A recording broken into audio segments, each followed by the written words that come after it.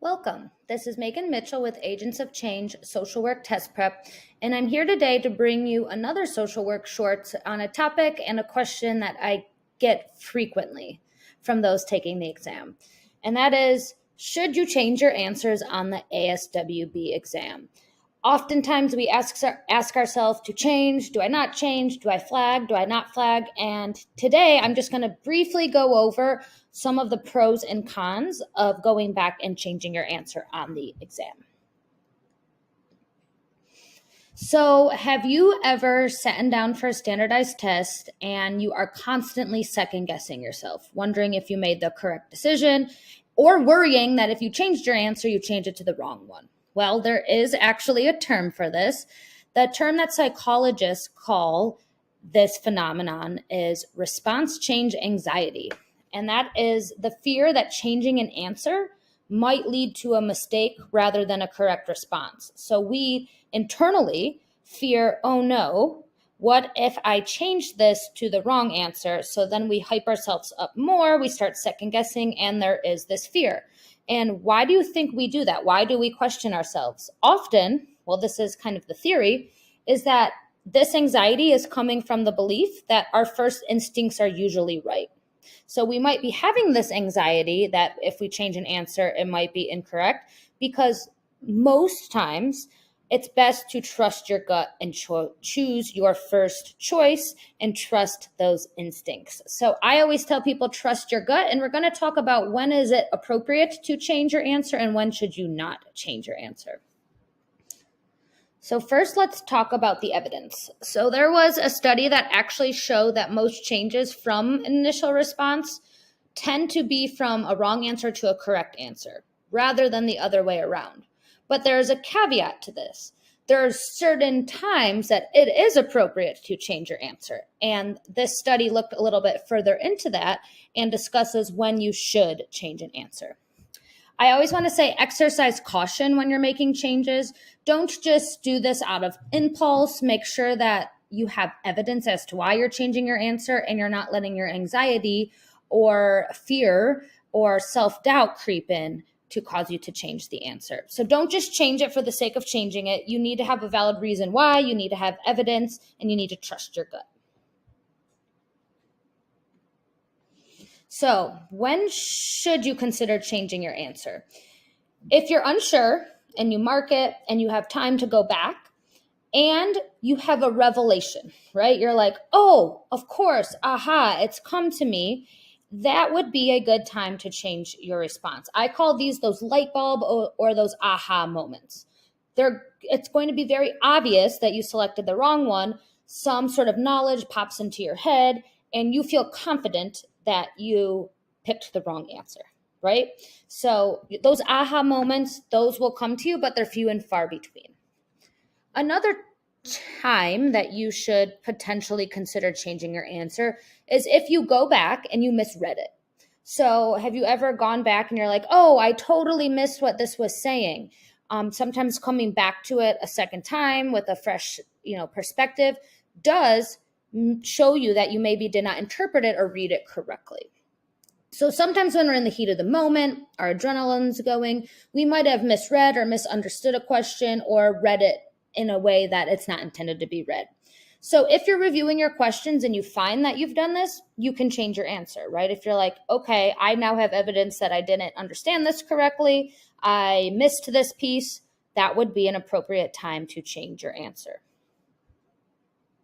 This is especially important if you rush. So if you're someone that goes fast and you sometimes miss details because you might be going fast, when you go back to do the review, this might be the case that you misread it or you read it quickly and you were missing some pieces that you needed to answer correctly. Foundational knowledge. If upon review or maybe throughout the test, something came to you, a fact, a piece of information, maybe you're looking at your whiteboard and something's coming to you and it tells you that your initial answer does not make sense because you have that foundational piece of evidence. So maybe you were thinking of a defense mechanism and you go back and you're like, that is absolutely not the right defense mechanism. You have that foundational knowledge. Trust your training, trust your experience, trust your knowledge. That would be an appropriate time to change. if you have evidence to change it, right? That something is telling you that, yes, you were misled, you misread, and it's appropriate to change. I will say, I always tell people though, trust your gut. When in doubt, trust your gut. There will be these very clear times that you might need to change your answer, but I do not recommend changing just for the sake of changing. The odds of you getting it correct are not going to be in your favor. When should you not change your answer? What should you avoid? If you plan to change an answer based on a hunch, or you're like, I've had some experiences myself where I'm like, this answer sounds better, but you have no data, you have no facts, you have nothing to back it up, stick with your original choice. Don't let anxiety and fear talk you out of something that you felt confident in. Overthinking. Do you ever feel like sometimes you look at something and you've overthought it so much that you don't even know what it's asking at that point?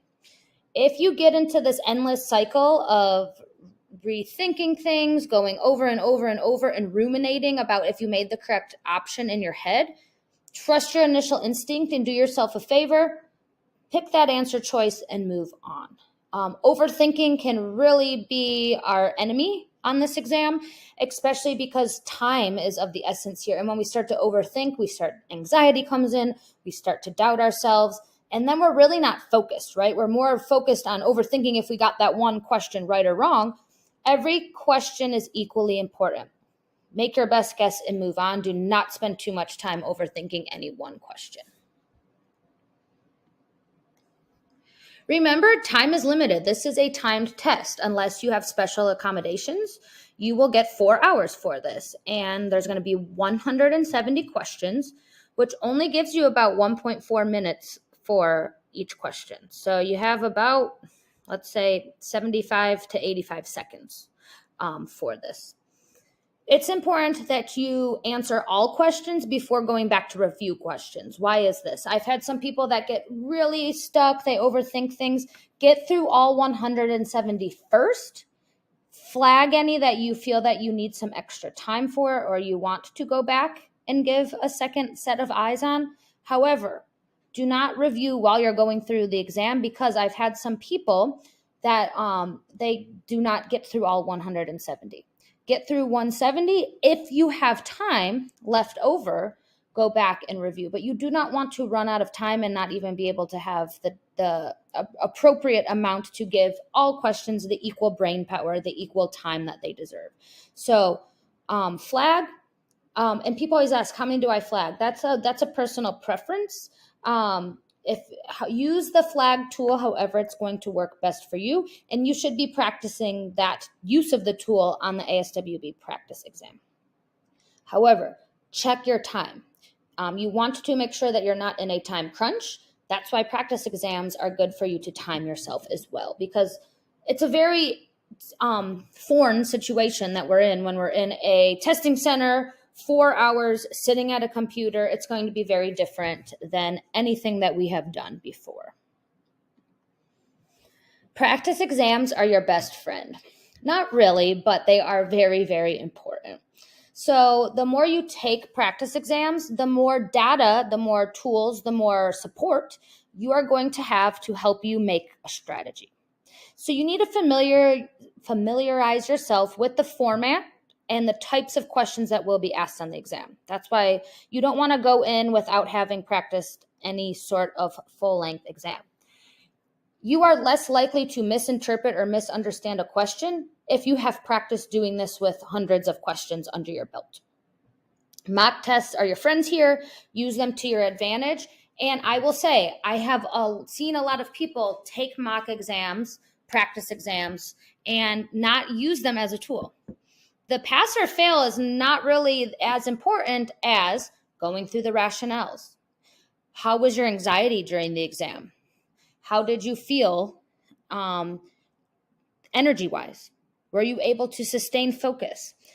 I say that practice exams should be taken really as a dress rehearsal, right? So if you're taking a full-length exam, try to make the testing environment that you're taking the practice exam as close to the real thing as possible. So you want to be free of distractions. You want to be able to do it in one sitting.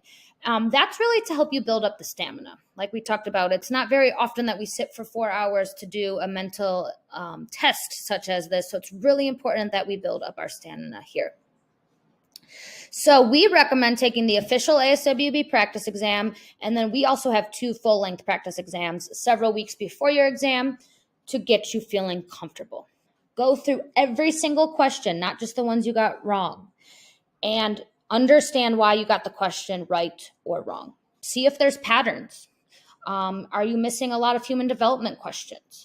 Are you getting caught up on macro level questions? What are the patterns that you're noticing? Are you getting a lot of first questions wrong? It will help guide you in the last weeks before you sit for your exam, and it's going to kind of help you focus on what you need to focus on leading up to exam day. This is going to help you build comfortability with the exam structure. You never want to get into something and it feels completely foreign. Like you're like, I cannot sit for 4 hours. I'm completely distracted. I don't have the stamina. You want to be able to identify your weaknesses and you want to have time to address them. So that's why we say 2 to 3 weeks before your exam, because you don't want to take it one day before and then you feel completely overwhelmed and you don't have time to use the practice exams as a tool in the way that you should. So please, please, please use practice exams as a tool. And remember, it's just one tool. You can't rely just on practice exams. Content is the base of what you need to build you up to doing practice exams.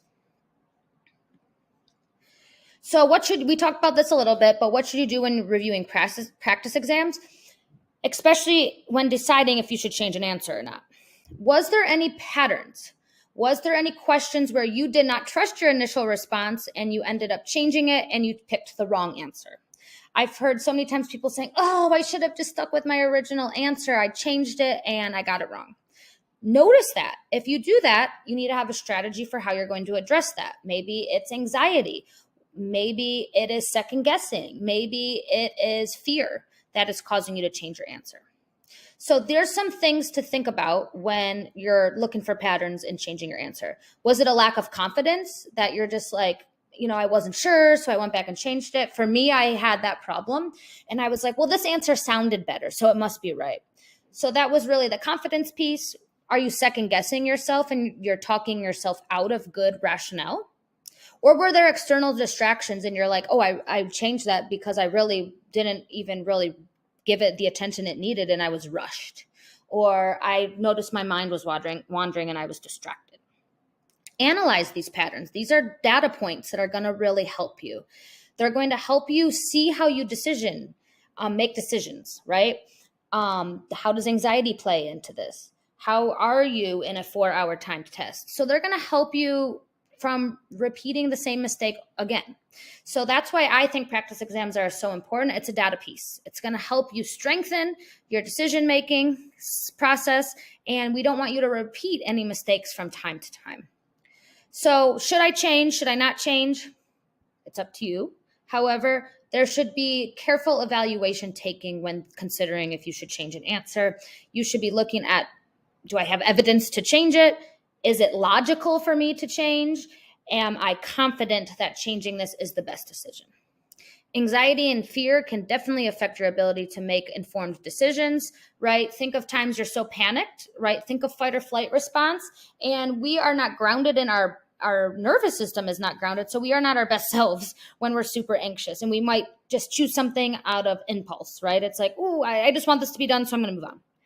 Make sure that you're keeping your anxiety in check. And this is hard, right? It's a very high stakes test.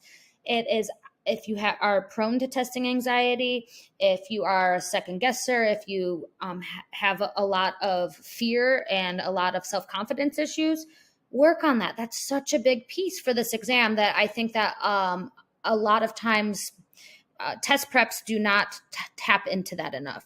You want to make sure that you're practicing self-care. This all really matters. You could be so confident, so knowledgeable, and you get into the test and that anxiety takes over, and then that's going to take over our thinking process and our ability to regulate. So make sure that you're practicing getting that anxiety under control, working on self-confidence, talking yourself up, right? Knowing that you can do this, and making sure you're taking care of all of your needs prior to test day. If you are looking for more ASWB study content, you can check us out on agentsofchangeprep.com. We really have material for everyone. We have free resources, paid resources. We support all levels of the exam, and we would love for you to check us out. If you have any questions, you might feel free to reach out to me directly at agentsofchangeprep@gmail.com. And remember, this is a very tough obstacle to clear, but with the right tools, the right mindset, the right strategy, you can do this. And remember, you got this. Thank you for tuning in, and make sure you subscribe to get access to our latest YouTube videos. Thank you.